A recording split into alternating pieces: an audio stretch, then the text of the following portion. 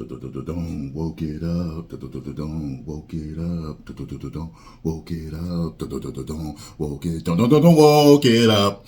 Don't woke it up. Don't woke it up. Don't woke it. Don't woke it up. Don't woke it up. Don't woke it up. Don't woke it. Don't woke it up. Don't woke it up. Don't woke it up. Don't woke it up. Don't woke it. Don't woke it up. Don't woke it up. Don't woke it up. Don't woke it. Don't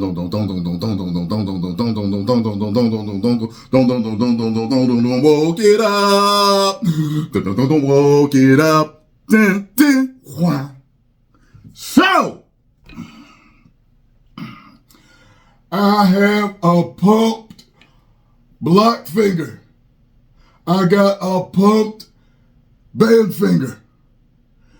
Little mealy mouth bastards have been coming over to Stone Road Steve Austin's page and running their little mealy mouths, whining and crying, pissing and moaning about the fact that the X-Men 97, that rhymed on it to play the game bars.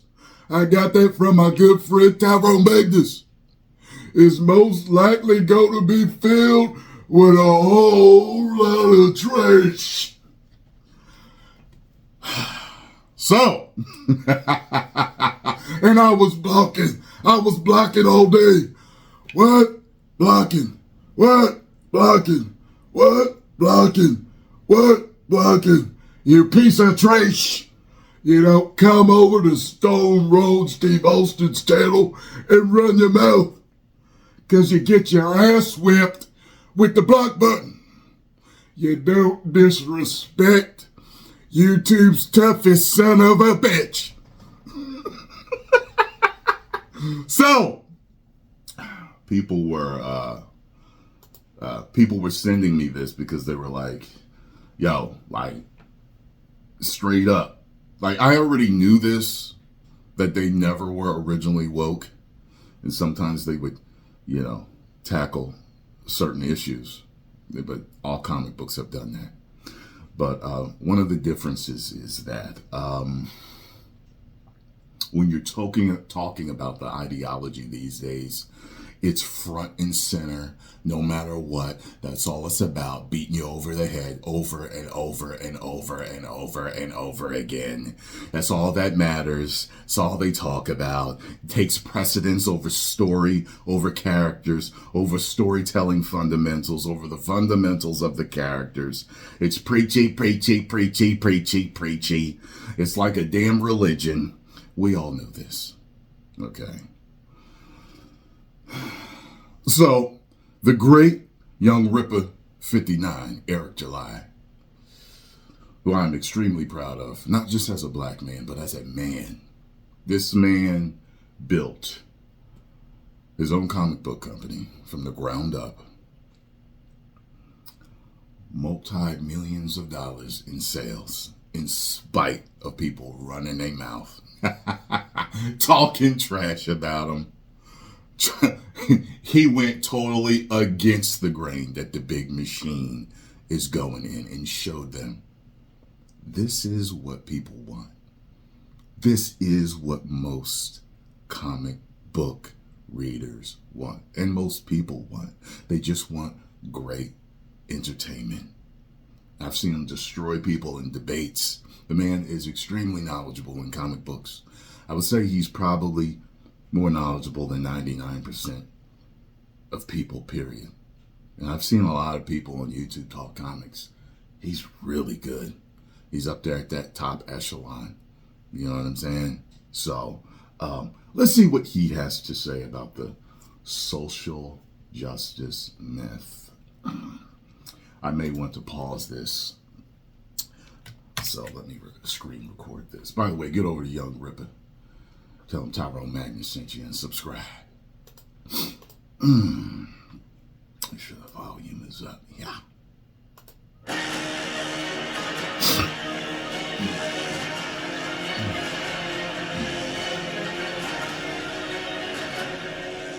It is not a secret that the advocates of social justice when it comes to comics are very dishonest people. Holy, I gotta pause it right there. Cultures and fandom. Good Lord. Extremely dishonest. Listen, you don't have to take my word for it. If you've been following me for years, go to Twitter right now and type my name in. Watch all the lies that are being spewed. All the words that are being twisted about me. Look his name up. I've seen people talk so much trash on him, and that's absolute lies. As well as D-Day Cobra and Geeks and Gamers and The Critical Drinker, Nerdrotic, Heels versus Babyface, and a bunch of other people.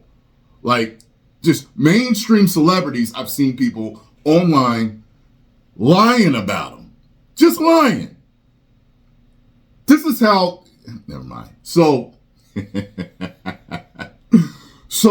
I want you to go online and check that out and see how much of a smorgasbord, how much of a buffet of intellectual dishonesty, lies, and corruption is over on Twitter. I mean, Elon put a little bit of a dent in it, but good Lord. By the way, I hope to God Elon and Peltz get together and get Disney out of the wrong people's heads because, oh boy. Let's continue here. And honestly, they are leeches that exist when it comes to comics are very dishonest people. Mm-hmm. They are leeches that exist to only hijack subcultures and fandom. Mm-hmm. And honestly, they do a great job of this. But when it comes to the old social justice has always been a part of comics thing, the go-to cliche that they use is referencing the X-Men as an example of this. There are usually... It was Martin Luther King, and it was Malcolm X. Two claims that are often misunderstood, very misunderstood, surrounding this idea. One, they say that the X-Men was flat out created to be social justice, and two, the Magneto and Professor X, that whole conflict, they were created to represent MLK and Malcolm X. Both of these are either partially false or entirely false depending on the narrative. Notice, these claims are hardly ever backed up with anything other than like some headline of an article. First and foremost, no, Stan Lee did not create Magneto and Professor X with the sole intent of having them be analogies for MLK and Malcolm X. They weren't even specifically created to represent the civil rights era. If you read the X-Men when it first came out, it's not even remotely analogous to the civil rights era. So it makes sense as to why Stan Lee said in an interview that the metaphor was given to him more so as a gift. It like fell in his lap. He didn't specifically create it, and he didn't create the comic to represent the civil rights era. It was more of a case that there happened to be a metaphor at the time that could really make the narrative more relatable. He even admits that any sort of portrayal in terms of Magneto being Malcolm and Professor X being like MLK was something that was done unconsciously. He literally says that himself. He didn't try to do it. This makes sense, again, because Magneto in his first appearances was just a regular cutthroat sort of villain. Professor X and the X-Men sort of stood in his way.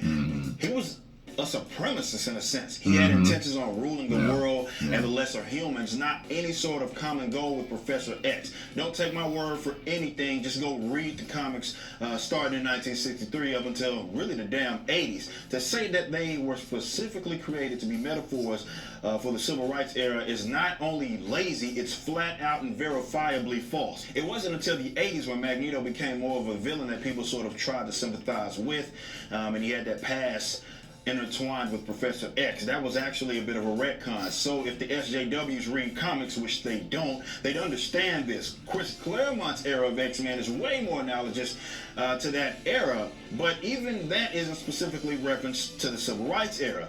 Again, That's something that he clearly admits in interviews. He said that the metaphors he thought about were along the lines of Begin and the Israeli dichotomy, not the civil rights dichotomy. Again, something else he admitted in interviews. So factually speaking, not opinion, the X-Men were not created to represent the civil rights era by way of Stan Lee, and even the retcon of X and Magneto during Claremont's run, they weren't created as such. Now that this is out the way, it is no secret that the X-Men have had stories created around them that can absolutely be interpreted in multiple ways. That's what good writers are able to do. It's also not a secret that mutants have been disenfranchised at times. X-Men have been the enemy of not only the standard villains, but governments and citizens among them, though not always. This conflict has made for some very classic storylines and became the identity of the X-Men. The problem is that the social justice advocates conflate this with social justice. This is why I think that they are projecting when they say things like, everyone you dislike is a social justice warrior, according to you. No. I think that everything that you do like is something that you like to claim is related to social justice. Anybody with half a brain, however, understands that heroes being disenfranchised, or aliens or types of people being enfranchised, made to be the enemies of others because they are different, is not exclusive to social justice. In fact, I'd argue that just about every single mainstream comic book character has had some sort of conflict where they have people or types of people that are disliking them because of what they are. This isn't even exclusive to the X-Men or mutants. This is also a self-defeating point because Malcolm X was not an advocate of what you guys consider to be social justice. Ironically enough, he's one of the most misunderstood civil rights figures, as people just think that he was simply a more militant MLK. He wasn't as peaceful. He was willing to fight back. This is objectively false. I have a video going through some of Malcolm's ideals, and I'll link that in the description. But brother Malcolm X and the MLK were ideologically, fundamentally opposed. They weren't friends. They weren't even former friends like X and Magneto were after the retcons. And the social justice advocates that advocate diversity and inclusion, he wasn't for diversity and inclusion. He damn sure wasn't an integrationist like MLK was. The only similarity they shared is that they both recognized that black people were getting the crap end of the stick. Malcolm X, however, wasn't trying to do sit-ins or force himself into white businesses of championing the Civil Rights Act or anything like that. Nor was he trying to force white people to accept him. He, in fact, wanted blacks to be self-sufficient, and he knew that the Civil Rights Act was sort of a joke, and the politicians were just using black people to sort of advance their power. But he wasn't a supremacist either, like folks on the other side tried to paint him as, especially post-Mecca. This wasn't a case of two people with the same end game and different tactics. This was two individuals on completely opposite ends in terms of end game. So all in all, this is nothing but revisionist history by way of the social justice advocates who simply want to excuse the comic book hijack and... Oh yeah, by the way, because of black men like him and myself, if we don't agree with all the social justice warriors and all the woke garbage being preached, we're somehow race traitors and all these other derogatory names that our own people call us online. It's real sad and evil stuff going on online, trust me. You'll see it. Go on over to Twitter. You won't see it in my comment section because everyone that runs their mouth get blocked. But over on Twitter, Twitter's run differently, so, you know, yeah. And bad writing. X-Men doesn't even prove your point, as they aren't on the nose like many writers are now. They had stories that were up for different interpretations, in terms of social reference and relevance. This is unlike Captain Marvel writers telling you straight up in the dialogue that they are losing reporters to 7-foot misogynists. That's actually in the dialogue. This is why you're trying to excuse your nonsense by referencing the X-Men as a self-detonating point, because those comics aren't written like the nonsense that we see today. So you're wrong on multiple fronts. Those X-Men comics could be metaphors for a multitude of different things. Being disenfranchised is not exclusive to social justice. Neither is fighting against bigotry or having people dislike you because of who you are. It's not a difficult thing to do. You can relate to disenfranchised people or people being treated unfairly, while also recognizing that social justice is stupid. And I'm not even saying that Stan Lee hated social justice or was an anti-social justice advocate. I'm not even saying that the X-Men was anti-social justice. I'm not even saying that you couldn't find similarities between movements or minority groups and X-Men in terms of their experience. Absolutely, you can find those similarities with conflicts such as racism. I'm saying that to refer to that and say that it was created to be representative of the civil rights era is simply not true. And to try to pin the fact that mutants are minorities as proof that it's social justice is both intellectually lazy and dishonest. You, as a cornball social justice advocate, do not get to claim monopoly on having to deal with or being against things such as folks that are being disenfranchised or not being liked because of who they are. This is something that many individuals of different political and socio-political backgrounds can recognize or experience or relate to, including folks like myself, which sees social justice as the gimmick that it is in concept, because there is no such thing as social justice. There's only justice. These SJWs just want credit for something and excuses for continuing to ruin characters in books that they don't even read. Y'all aren't even inclusive. All that kumbaya, love everybody has an asterisk next to it that says we only love you if you agree with us. That's right. As soon as folks like my black... That's right. He's about to go off right now. You see that? What did I tell you? If you don't agree, they try to totally destroy your reputation. They try in every way that they can.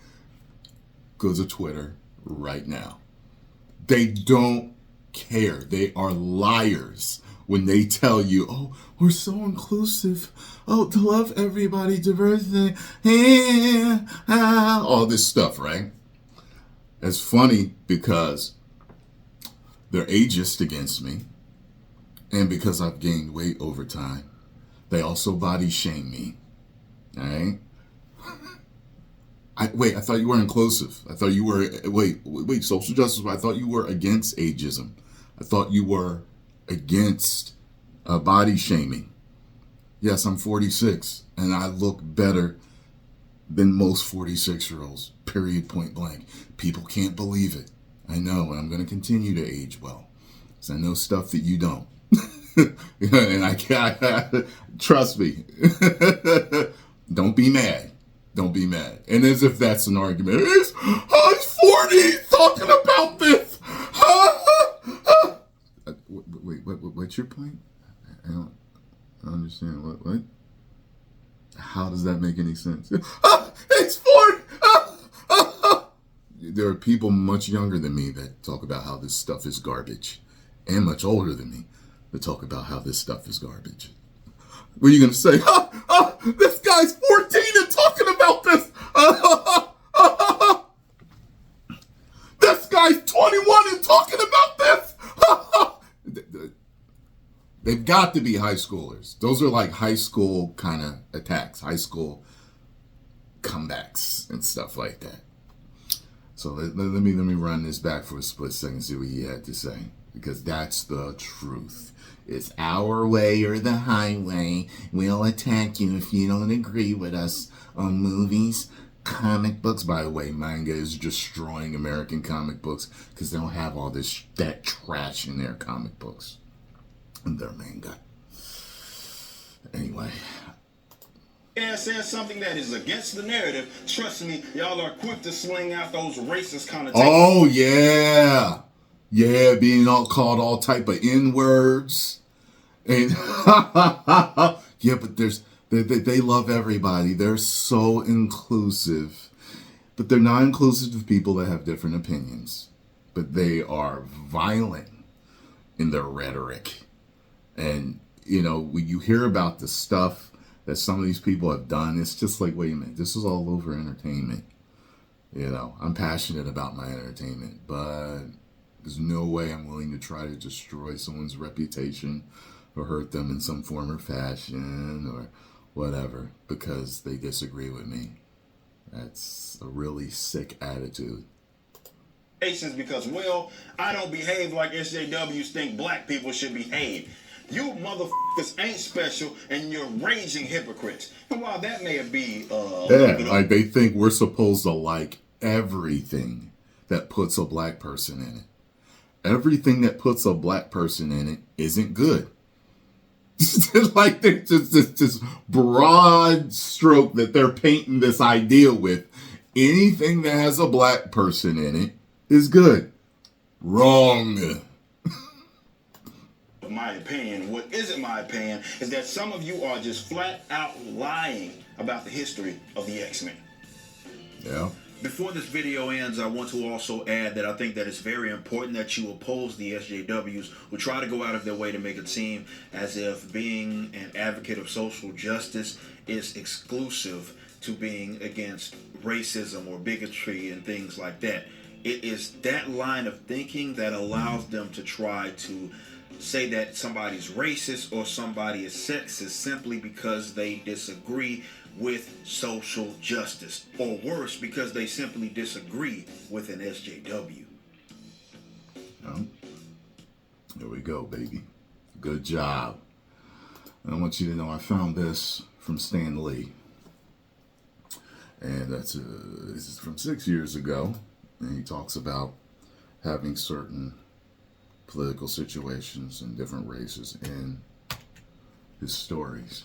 He talks about not beating people over the head with the crap, which is what's being done now. It is first and foremost, I am female, or I am LGBTQ plus IA, or I am black, I am Asian, I am this, I am that, I am this, I am this, I am this. That, all of that, all the politics takes precedence over the story, over the character. It's not a superhero that happens to be black. No. It's, I have to totally push this particular rhetoric in your face. This is what the show is about. It's not about the superhero. It's not. And that's what they're doing over and over again. The problem is people don't want all this real life fighting in their escapism. I've told you that thousands of times. They're making videos for years. They don't want that in their escapism. Escapism means to escape.